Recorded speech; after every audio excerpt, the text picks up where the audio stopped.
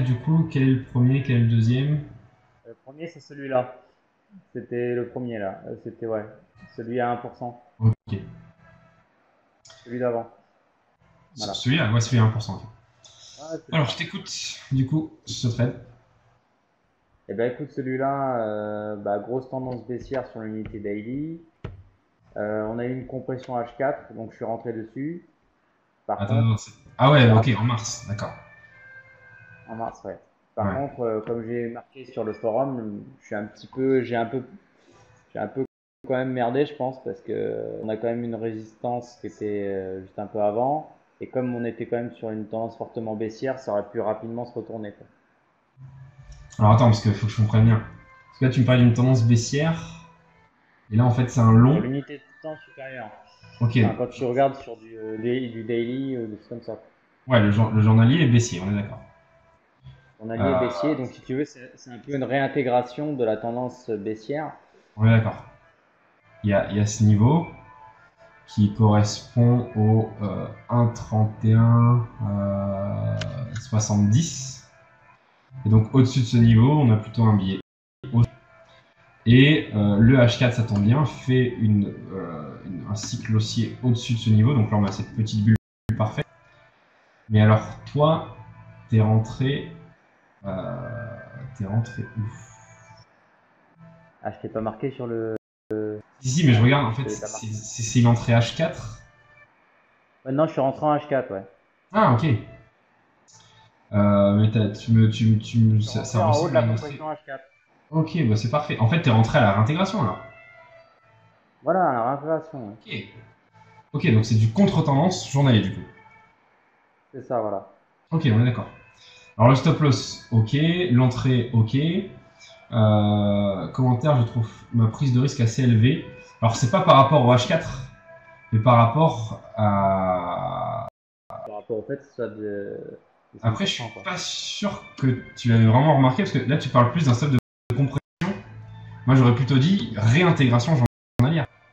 Alors oui, c'est une réintégration journalière, mais comme ça fait une compression, puisque les bandes étaient, comment dire, enfin, elles étaient en compression quand même.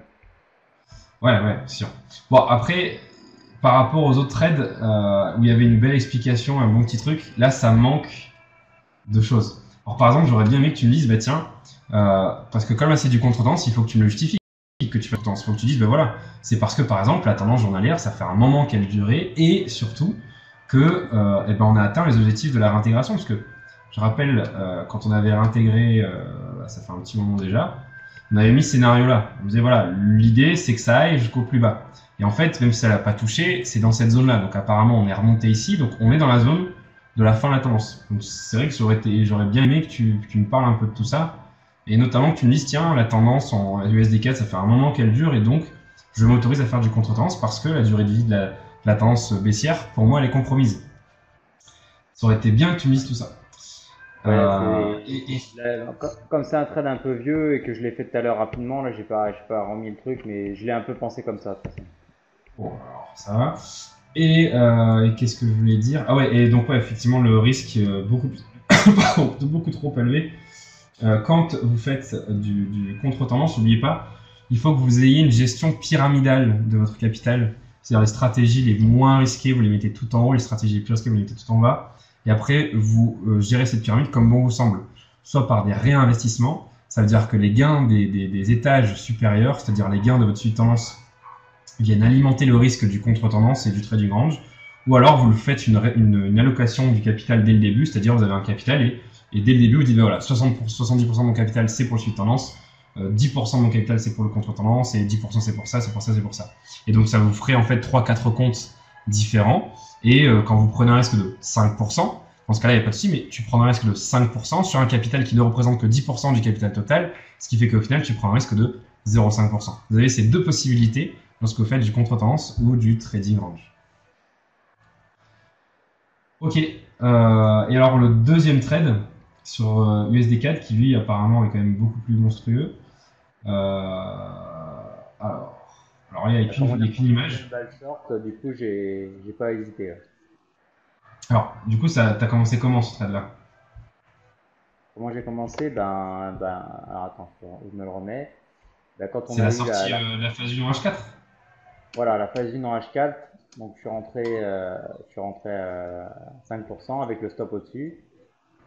Et puis j'ai pyramidé tranquillement, quoi. Ok. Pour revenir Alors ça, comme si je revenais. ouais. Non, pour revenir tranquillement jusqu'en bas, quoi.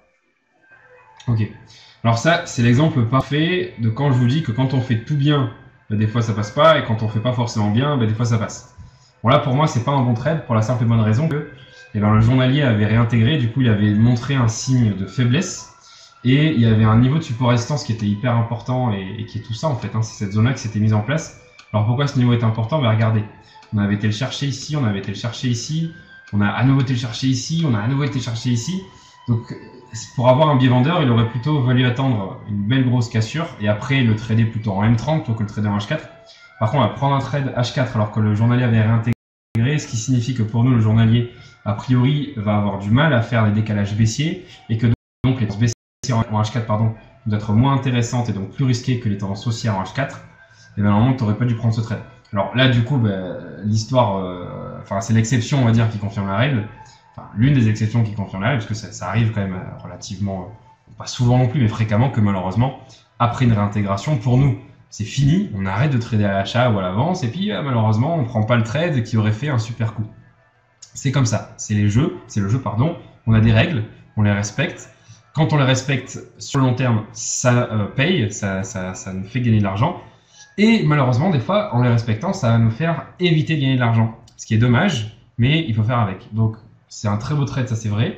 T'as pyramidé, c'est parfait, t'as géré le trade comme il fallait. Je pense que là, il n'y a pas besoin de revenir dessus. Par contre, le contexte du trade, de tous les trades que t'as pris, c'est le seul sur lequel je validerai pas.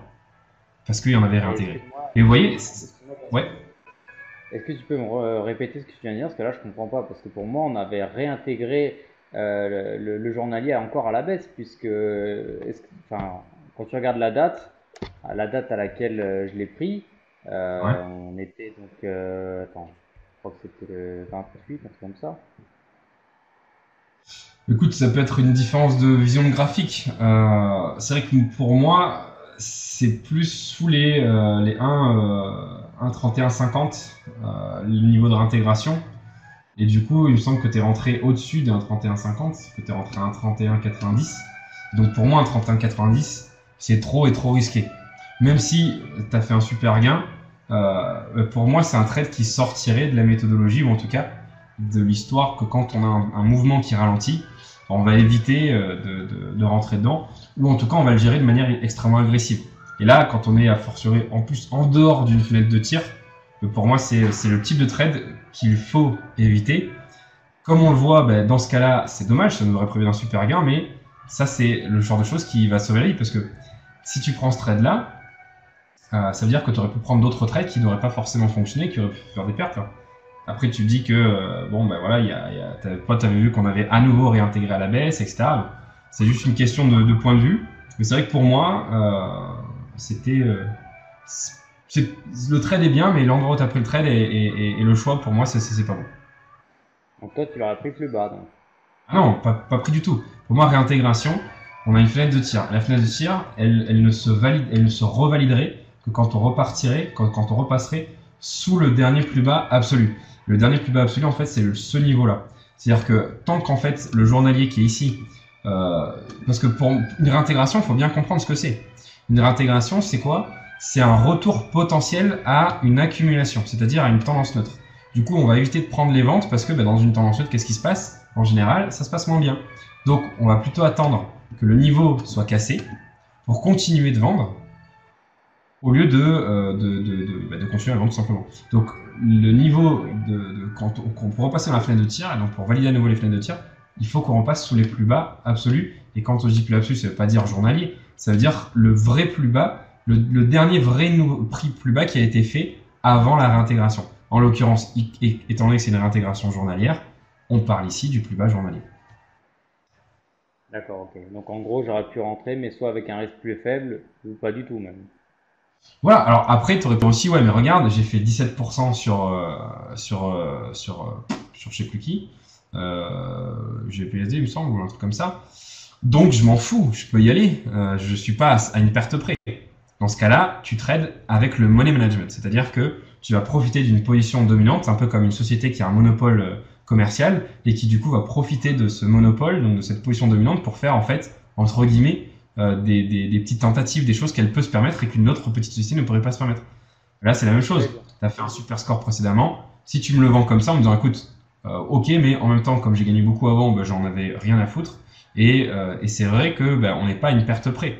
Dans ce cas-là, si tu me le vends comme ça, il n'y a pas de souci. Ou alors on aurait pu aussi voir les choses d'une autre façon, c'est-à-dire que comme on était dans un range, j'aurais pu dire, bon bah comme je suis plus comme je veux dire, j'ai une baisse en 4 heures, je peux mettre mon stop au-dessus en me disant qu'on va peut-être retourner en bas du range, mais avec un petit risque. Alors, on n'était pas dans un range, on est dans une suspicion de range. Maintenant, on est dans un range. Parce que effectivement, on n'a pas réussi à aller plus bas et on n'a pas réussi à aller plus haut. Le moment où toi tu prends le trade, non.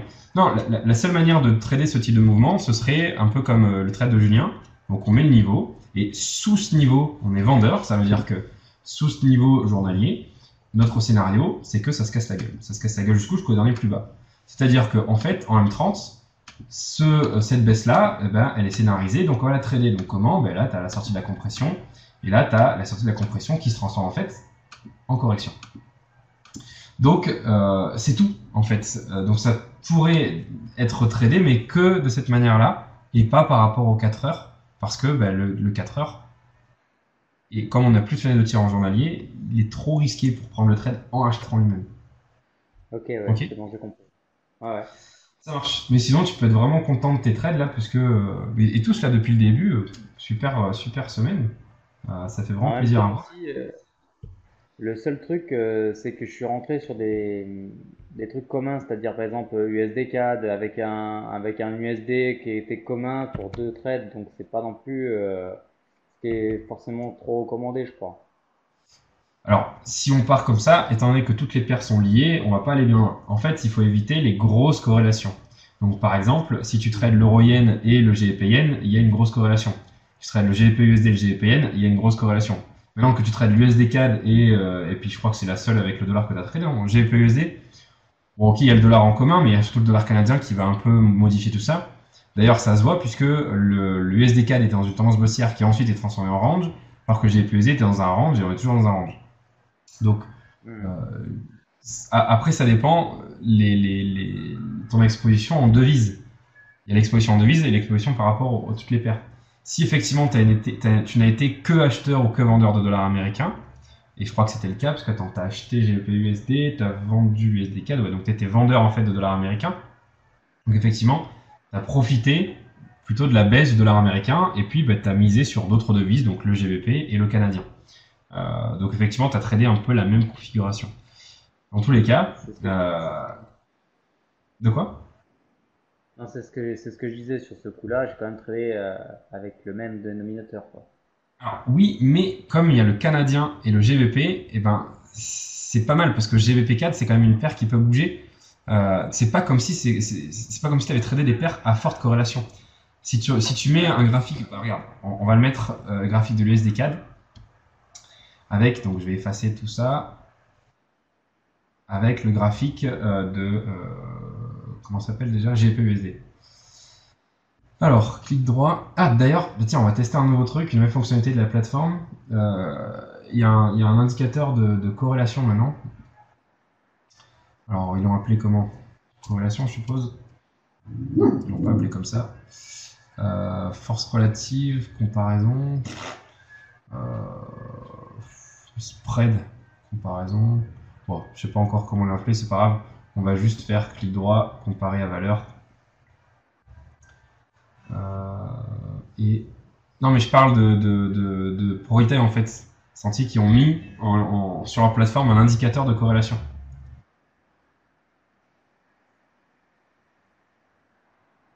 Ah, décidément, j'ai deux claviers et à chaque fois je me trompe.